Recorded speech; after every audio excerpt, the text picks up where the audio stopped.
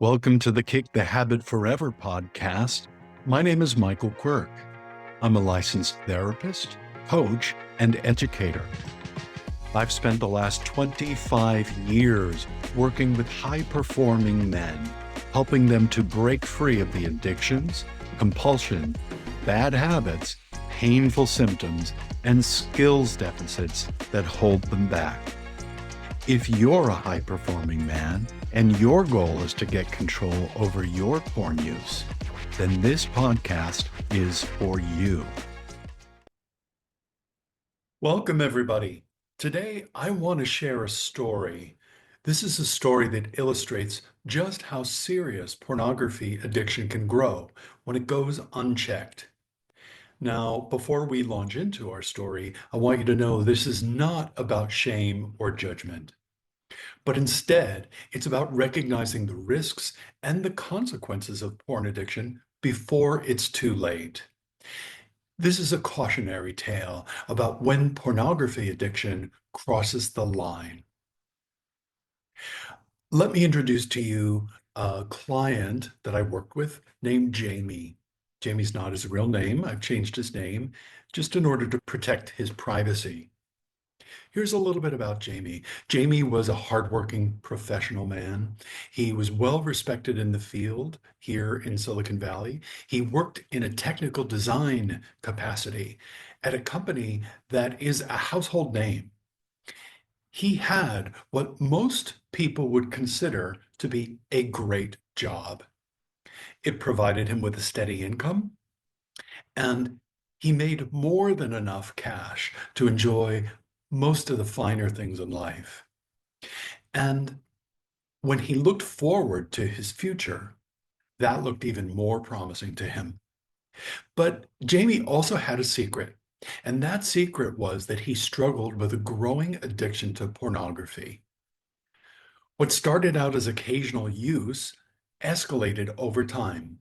He began watching porn more and more frequently, seeking out extreme content. And eventually, his ability to control when, where, and what he watched started slipping. His pornography compulsion grew and grew. As time went on, he began watching porn at work on his phone. And he also started watching porn on his personal laptop. But then what happened was his porn use began to drift even further. He watched more often and he became less careful. This habit grew until one day everything in his world screeched to a halt. In one instant, his world turned upside down when he received a message that IT security at his workplace flagged inappropriate content on his work computer. It was undeniable. Pornography had been accessed on a device meant strictly for professional use only. Now, when his team confronted him, waves of shame and fear overwhelmed him completely. His panic grew as his boss, who was once a mentor, a fan, and a supporter of his, now gave him the cold shoulder. When talking with me, Jamie recalled how his boss looked at him with what he described as a stone-faced disappointment. HR launched an investigation.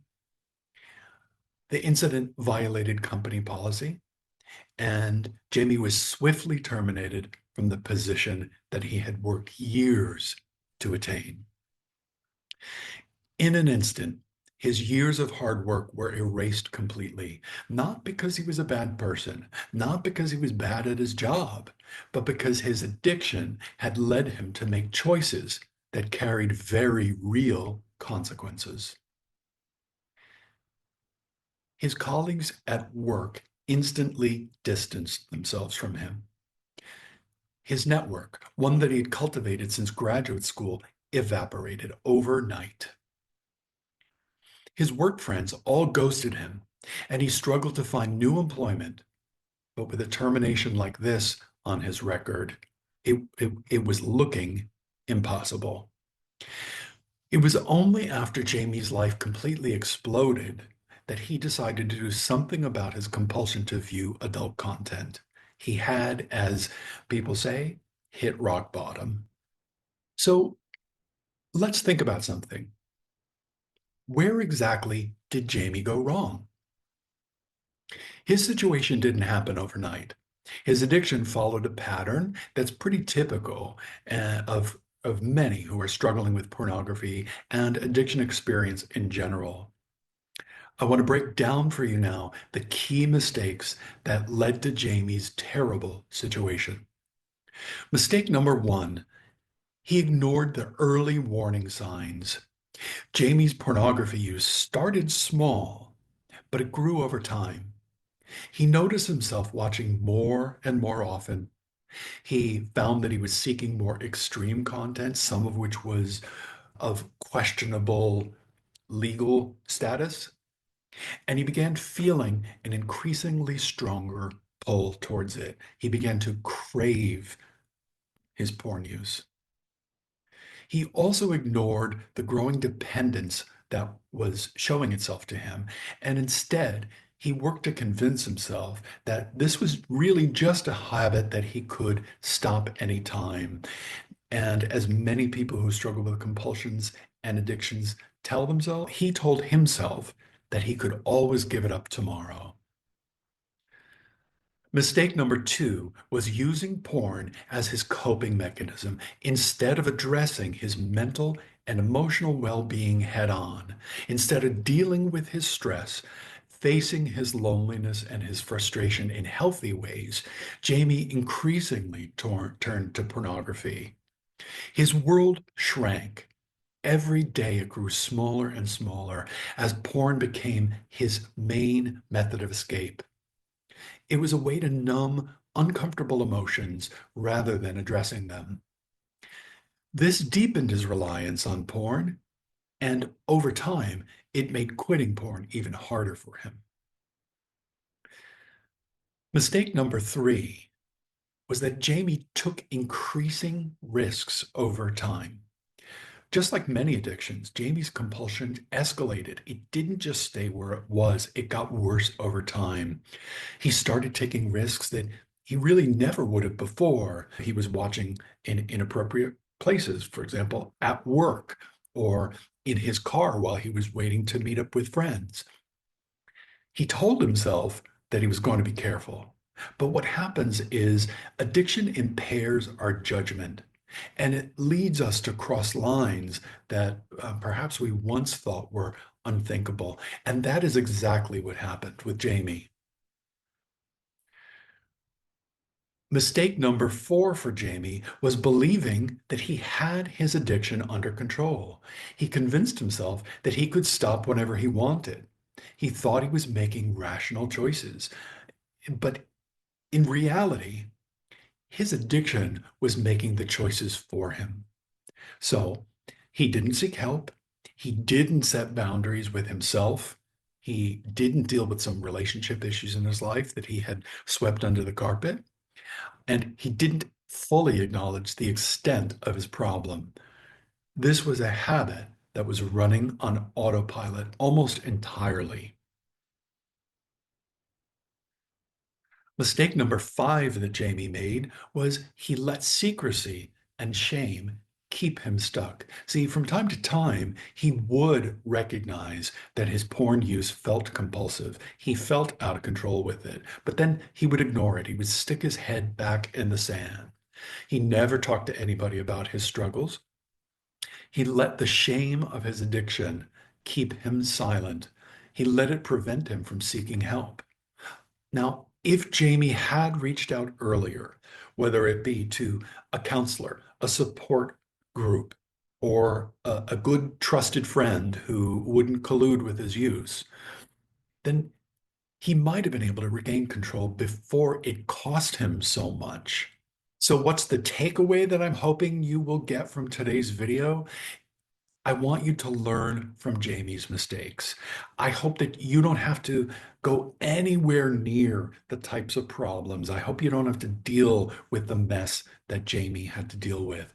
I hope it's easier for you. Jamie's story is a real life warning. Pornography addiction does not just stay behind closed doors. It doesn't stay contained like that for many people. What happens instead is that it spills over into their relationship, into their personal lives, and even sometimes into their work lives. It damages their relationships and it damages their future, as it did with Jamie. The key lesson here that I want you to learn is that addiction thrives in secrecy, it thrives in darkness, denial. And what happens is when conditions like that are present, addiction escalates. If you recognize any of Jamie's mistakes in yourself, now is the time for you to make a change. You don't have to wait until things fall apart to take action. You can seek help.